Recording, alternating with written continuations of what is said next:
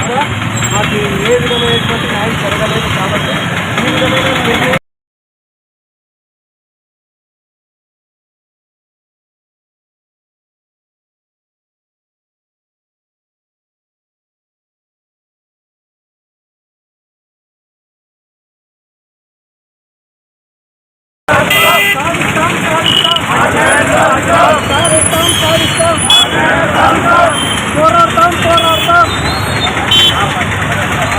Andhra Pradesh municipal engineering workers union JAC పిలుపు మేరకు రాష్ట్ర వ్యాప్తంగా వివిధ మున్సిపాలిటీలు అన్ని మున్సిపాలిటీలలో నిరవధిక సమ్మెలు గత నెల 7వ తేదీ నుంచి మొదలైన జరిగింది. మా న్యాయమైన డిమాండ్లు పరిష్కరించవలసిందిగా కోరుతూ గత నెల 7వ తేదీ నుంచి రాష్ట్ర వ్యాప్తంగా నిరవధిక సమ్మెలు అయితే జరగడం జరిగింది. 2 దఫాలుగా చర్చలు కని సిడిఎంఏ గారు మమ్మల్ని విజయవాడకు పిలవడం జరిగింది. 2 సార్లు చర్చల్లో విఫలం అవడం కారణంతో నిన్నటి నుంచి ఆదోని మున్సిపల్ ఇంజనీరింగ్ వర్కర్స్ విధులు బహిష్కరించి సమ్మెల్లో కూర్చోవడం జరిగింది. మా ప్రధాన డిమాండ్స్ వచ్చేసి సమాన పనికి సమాన వేతనము కల్పించాలి, ఆరోగ్య భద్రత కల్పించాలి, తర్వాత 15 ఏళ్ళు సర్వీస్ ఉన్న వాళ్ళని రెగ్యులర్ చేయాలి, ప్రభుత్వ సంక్షేమ పథకాలు అమలు చేయాలి, అలాగే విధి నిర్వహణలో మరణించిన కార్మికుల కుటుంబంలో ఒకరికి ఉద్యోగం కల్పించాలి. తర్వాత ఏదైతే ప్రభుత్వము మా పట్ల చాలా నిర్లక్ష్యం వ్యవహరిస్తా ఉంది, ఆ నిర్లక్ష్యాన్ని విడనాడి గత 6 సంవత్సరాల నుంచి మాకు గత 6 సంవత్సరాలుగా ₹1 జీతం పెంచడం లేదు. మాకు కేవలం 15,000 జీతం మాత్రమే వస్తుంది. అందులో 2,000 ఈఎస్ఐపిఎఫ్ కట్ అయిపోతే మాకు చేతికి ₹13,000 మాత్రమే వస్తుంది. ఈ రోజు నిత్యావసర సరుకులు ఆకాశాన్ని అందుతున్నాయి. నిత్యావసర సరుకుల ధరలు పరిగణనలో తీసుకొని మా జీతాలు కూడా నాన్ టెక్నికల్ వాళ్లకు ₹24,500 ఇవ్వాలి, టెక్నికల్ వర్కర్స్ కు ₹29,002 ఇవ్వాలని ప్రభుత్వానికి ప్రధానంగా మేము డిమాండ్ చేస్తున్నాము. గత 2వ తేదీ మన మున్సిపల్ శాఖ మంత్రి అయిన నారాయణ గారు మాకు చర్చలకు పిలవడం జరిగింది. చర్చల్లో అన్ని విషయాలు క్లుప్తంగా ఆయనకు వివరించడం జరిగింది. అన్ని జేఏసీ తరఫున అన్ని యూనియన్లు వాళ్ళు మంత్రి నారాయణ గారికి మేము మా డిమాండ్స్ అన్ని తెలియజేపరిచాము. ఆయన సానుకూలంగానే స్పందించాడు.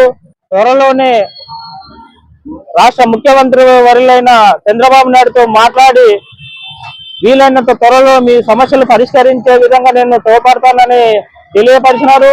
అందుకు అన్నగారికి మేము కృతజ్ఞతలు కూడా తెలుపుతున్నాము. ఎంత త్వరగా అయితే అంత వీలైనంత త్వరగా మా సమస్యలు పరిష్కరిస్తారని ఆశిస్తున్నాము.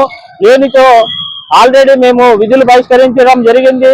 పట్టణ ప్రజలకు ఇబ్బంది కలుగుతుందనే ఒక ఉద్దేశంతో మన పర్మనెంట్ ఎంప్లాయీస్ ఇక్కడ కొన్ని వాళ్ళల్లో నీళ్ళు అయితేనేమి కరెంట్ అయితేనేమి సప్లై చేయడం జరుగుతుంది.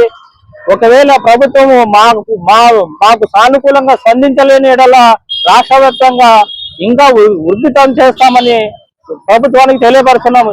ఇప్పటికైనా ప్రభుత్వం మా ఆకలి బాధలు తెలుసుకొని మాకు రావాల్సిన సంక్షేమ పథకాలు అయితేనేమి జీతాలు అయితేనే పెంచుతారని ఆశిస్తూ ఈ అవకాశం ఇచ్చిన మీడియా మిత్రులకు, తోటి కార్మికులకు, జేఏసీ లీడర్ అయిన సీనా అన్న గారికి ప్రత్యేక ధన్యవాదాలు తెలుపుకుంటూ నా పేరు Adoni municipal engineering workers president. ధన్యవాదాలు. కార్మికులను కూడా కలుపుకొని ముందుకు పోతాము. ఇది మీరు ఎంత ఆలస్యం చేసేంత కొలది మేమంతా ఈ సమ్మెను ఉధృతం చేస్తాము. అది ఈ విధంగా జరిగిన పరిణామాలకు పూర్తి బాధ్యత ప్రభుత్వానిదే. కాబట్టి మీరు ఎంత త్వరగా మాకు అంత న్యాయం చేసి మా ఆకలి కేకలకి అడ్డు పెట్టి మా జీవితాలకు న్యాయం చేస్తామని ఈ సభాముఖంగా ఈ మున్సిపాలిటీ కర్నూలు జిల్లా మున్సిపాలిటీ అయినట్టు ఆదోని వర్గంలో ఉన్నటువంటి మున్సిపాలిటీ తరఫున మేము జేఏసీ లీడర్ అయిన సెక్రటరీ ఎం శ్రీనివాసులుగా మేము కోరడమైనది.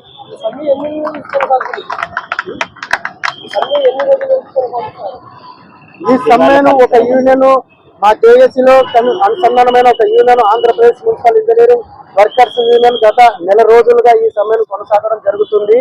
గత 2వ తారీఖున మంత్రి గారు చెప్పిన విధానం ప్రకారంగా మాకు ఎటువంటి ఆశాజనకంగా కాకపోవడం వలన ఇతర సంఘాలన్నీ కలుపుకొని ఒకటే మాట మీద మనమందరినీ ఒకటే జీతము ఒకటే పని అని తెలుసుకొని కలుపుకొని జేఏసీగా ప్రెస్ నోటు విజయవాడలో ఇచ్చి కలుపుకొని చేసుకుంటున్నాం. కాబట్టి ఈ సమ్మెను మేము మాకు న్యాయం జరిగేంత వరకు మేము పోరాడుతూనే ఉంటాము.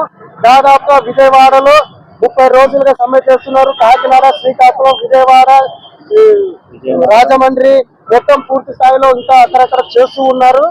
ఇలాగే ఇంకా కొన్ని జిల్లాలు రాలేని పక్షాన వాళ్ళను కూడా తీసుకొని వచ్చి ఇంకా ఉధృతంగా మేము చేస్తామని ఈ ప్రభుత్వానికి తెలియజేయడం అనేది, ఈ ప్రభుత్వం ఇప్పటికైనా మాకు త్వరగా న్యాయం చేసి ఈ సమ్మెను ఆపి ప్రభుత్వానికి ప్రజలకి ఏ విధమైనటువంటి ఆటంకాలు చేయగలగదని మేము ఈ సభాముఖంగా ప్రభుత్వానికి తెలియజేస్తున్నాను.